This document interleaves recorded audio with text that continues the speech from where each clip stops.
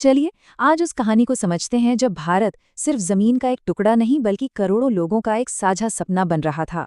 ये कहानी है उस एक विचार की, उस एक भावना की जिसने अलग अलग भाषा, धर्म और संस्कृति के लोगों को एक पहचान दी। सवाल ये है कि आखिर इतनी सारी विविधताओं के बीच वो कौन सी चिंगारी थी जिसने पूरे देश को एक साथ खड़ा कर दिया। आइए आज़ादी की इस जबरदस्त यात्रा को करीब से जानते हैं। तो इस पूरे सफर को समझने के लिए हमने इसे 5 अहम हिस्सों में बांटा है।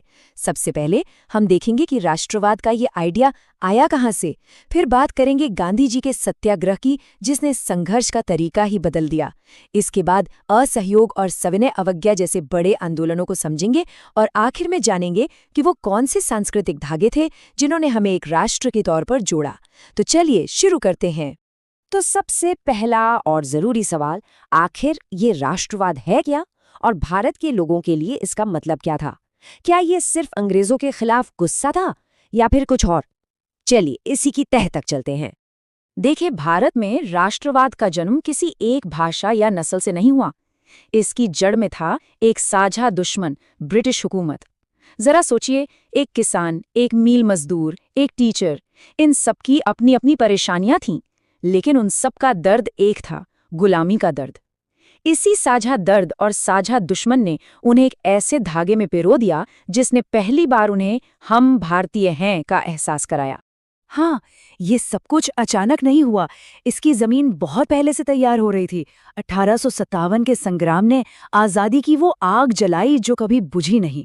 फिर 1885 में कांग्रेस बनी, जिसने इस लड़ाई को एक आवाज दी, और 1905 में बंगाल के बंटवारे के खिलाफ जो गुस्सा पूरे देश में दिखा, वो इस बात का सबूत था कि लोग अब धीरे धीरे एक राष्ट्र के तौर पर सोचना शुरू कर चुके थे। और फिर दुनिया में कुछ ऐसा हुआ जिसका असर सीधा भारत के गांव-गांव और घर-घर पर पड़ा। पहला विश्व युद्ध। इस एक घटना ने भारत में आर्थिक और राजनीतिक हालात को इस तरह से बदल दिया कि आज़ादी की लड़ाई एक नए और कहीं ज्यादा आक्रामक दौर में पहुंच गई। जरा सोचिए, अंग्रेजों ने अपनी लड़ाई का खर्चा निकालने के लिए भारत पर टैक्स का बोझ डाल दिया। जरूरी चीजों के दाम आसमान छूने लगे, और तो और गांवों से नौजवानों को पकड़ पकड़ कर जबरदस्ती सेना में भर्ती किया जाने लगा ताकि वो किसी अनजान देश में जाकर लड़ें। ये सब तकलीफें ही थीं जो धीरे धीरे एक बड़े सामूहिक गुस्से में तब्दील हो रही थी। ऐसे में जब हर तरफ गुस्सा और निराशा थी, तब भारत की राजनीति में एक ऐसे शख्स की एंट्री होती है जो इस पूरी लड़ाई का नक्शा ही बदल देने वाला था। वो अपने साथ संघर्ष का एक ऐसा तरीका लेकर आए थे जो दुनिया ने पहले कभी नहीं देखा था। साल था 1915। जब महात्मा गांधी दक्षिण अफ्रीका से भारत लौटे, तो वो सिर्फ एक इंसान नहीं थे, वो अपने साथ एक नया विचार, एक नया हथियार लेकर आए थे।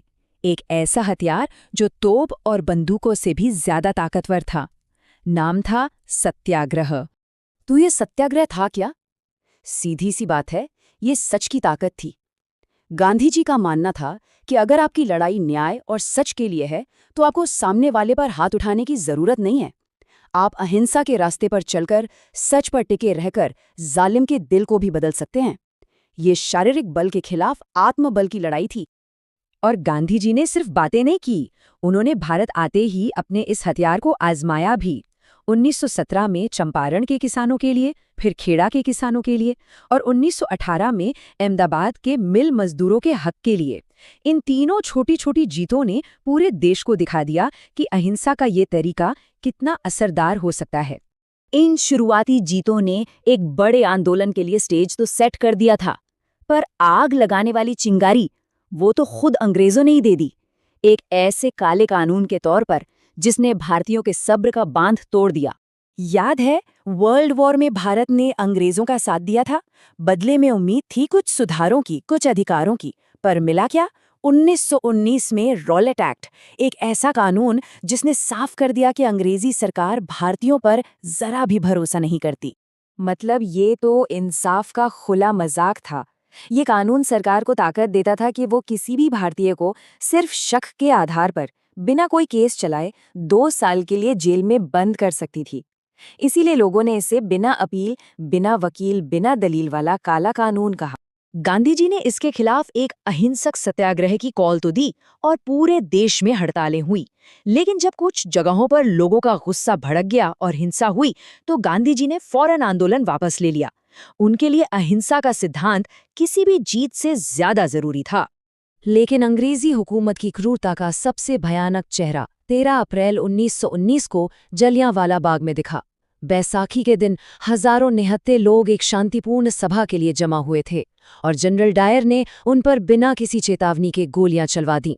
सैकड़ों बेगुनाह लोग, जिनमें बच्चे और औरतें भी थीं, मारे गए। इस एक घटना ने पूरे देश को झकझोर कर रख दिया। इस हत्याकांड के बाद गांधी जी को एक बात साफ हो गई कि अब छोटे-मोटे विरोध से काम नहीं चलेगा। अब जरूरत थी एक ऐसे आंदोलन की जो पूरे देश को एक साथ खड़ा कर दे। और इसके लिए उन्होंने खिलाफत के मुद्दे को उठाते हुए हिंदू मुस्लिम एकता की नींव रखी, जो अंग्रेजों की फूट डालो और राज करो की नीति पर सबसे बड़ा प्रहार था। और यहीं से जन्म हुआ असहयोग आंदोलन का। आइडिया बहुत सिंपल था। अंग्रेज हम पर राज इसलिए कर पा रहे हैं क्योंकि हम भारतीय ही उनका साथ दे रहे हैं। स्कूल, कॉलेज, अदालतें, पुलिस सब हम ही तो चला रहे हैं। अगर हम ही सहयोग करना बंद कर दें तो उनका पूरा सिस्टम बैठ जाएगा। आंदोलन पूरे देश में जोरों पर था। लोग सरकारी नौकरियां और स्कूल छोड़ रहे थे, विदेशी कपड़ों की होली जला रहे थे। लेकिन फिर फरवरी 1922 में चौरी चौरा में हिंसा हो गई और गांधी जी अपने सिद्धांत पर अड़े रहे। उन्होंने इतना बड़ा आंदोलन एक झटके में वापस ले लिया, क्योंकि उनके लिए रास्ता भी उतना ही पवित्र था जितनी मंजिल। असहयोग आंदोलन भले ही रुका, पर आज़ादी की आग अब और भड़क चुकी थी। अब देश का लक्ष्य बदल चुका था। अब बात सिर्फ स्वराज या स्वशासन की नहीं थी, अब मांग थी पूर्ण स्वराज की, यानी पूरी आज़ादी की। इस नए दौर की शुरुआत भी एक बड़े अपमान से हुई। अंग्रेजों ने साइमन कमीशन भेजा, भारत का भविष्य तय करने के लिए। और मजे की बात यह कि उसमें एक भी इंडियन नहीं था। ये तो वही बात हुई कि आपके घर का फैसला पड़ोसी करे और आपसे पूछें भी नहीं। पूरे देश में साइमन गो बैक के नारे लगने लगे। अब जो अगला आंदोलन शुरू होने वाला था, वो पिछले आंदोलन से एक कदम आगे था। देखिए, असहयोग का मतलब था हम आपका साथ नहीं देंगे, लेकिन सविनय अवज्ञा का मतलब था हम न सिर्फ आपका साथ नहीं देंगे, बल्कि आपके बनाए गलत कानूनों को तोड़ेंगे भी। यह ब्रिटिश सत्ता को सीधी चुनौती थी। और इस खुली चुनौती के लिए गांधी जी ने एक ऐसी चीज चुनी जो हर भारतीय से जुड़ी थी, नमक। नमक जो अमीर गरीब सबकी जरूरत है। अंग्रेजों ने इस मामूली सी चीज पर भी टैक्स लगा रखा था। गांधी जी ने इसी नमक को अपनी बगावत का सबसे बड़ा प्रतीक बना लिया। 12 मार्च 1930 को गांधी जी की ऐतिहासिक दांडी यात्रा शुरू हुई। ये सिर्फ एक पदयात्रा नहीं थी, ये ब्रिटिश साम्राज्य की जड़ें हिलाने वाला एक मार्च था।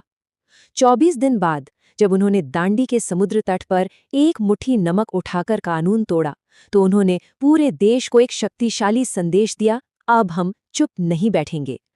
और इसका असर देखिए, हजारों लोग और खासकर औरतें पहली बार अपने घरों से निकलकर सड़कों पर आ गई। लोगों ने सरकारी कानूनों को तोड़ा, शराब की दुकानों पर धरने दिए। सरकार ने करीब 1 लाख लोगों को गिरफ्तार किया, लेकिन वो लोगों के हौसले को नहीं तोड़ पाई। लेकिन एक मिनट, ये सारे राजनीतिक आंदोलन इतने कामयाब कैसे हो रहे थे? आखिर वो क्या चीज थी जो केरल के एक किसान को पंजाब के एक छात्र से जोड़ रही थी? सिर्फ एक साझा दुश्मन होना काफी नहीं था, जरूरत थी एक भावनात्मक जुड़ाव की, अपनेपन के एहसास की। इसका जवाब राजनीति में नहीं, बल्कि हमारी संस्कृति में मिलता है। भारत माता की तस्वीर, हमारे लोकगीत, हमारा झंडा और हमारे इतिहास की एक नई समझ, इन सब चीज़ों ने मिलकर वो सामूहिक अपनेपन का भाव पैदा किया जिसने हमें एक राष्ट्र बनाया। जैसे देश का जो आइडिया था उसे एक माँ का रूप दिया गया, भारत माता। इस एक तस्वीर ने राष्ट्रवाद की भावना को इतना साकार और भावनात्मक बना दिया कि लोग इसके लिए अपनी जान तक देने को तैयार हो गए। अवनींद्रनाथ टैगोर की बनाई भारत माता की छवि इस नई चेतना का प्रतीक बन गई। इसी तरह हमारा झंडा, वो भी सिर्फ कपड़े का टुकड़ा नहीं था, वो एकता का, बगावत का और आत्मनिर्भरता का एक जिंदा प्रतीक बन गया था।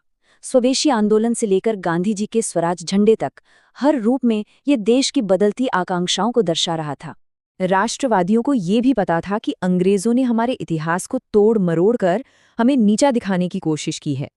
तो उन्होंने हमारे गौरवशाली अतीत को, हमारी कला, विज्ञान और दर्शन की महान परंपराओं को फिर से खोजना और लोगों को बताना शुरू किया, ताकि लोगों के अंदर आत्मविश्वास और गर्व की भावना जागे।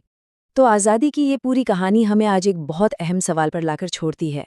वो विचार, वो भावनाएं, एक साझा संघर्ष की याद, हमारे सांस्कृतिक प्रतीक और हमारे इतिहास का गर्व, जिन्होंने कभी हमें एक राष्ट्र के रूप में जोड़ा था, वो आज हमारे लिए कितने मायने रखते हैं। ये एक ऐसा सवाल है जिसका जवाब हम सबको मिलकर सोचना होगा।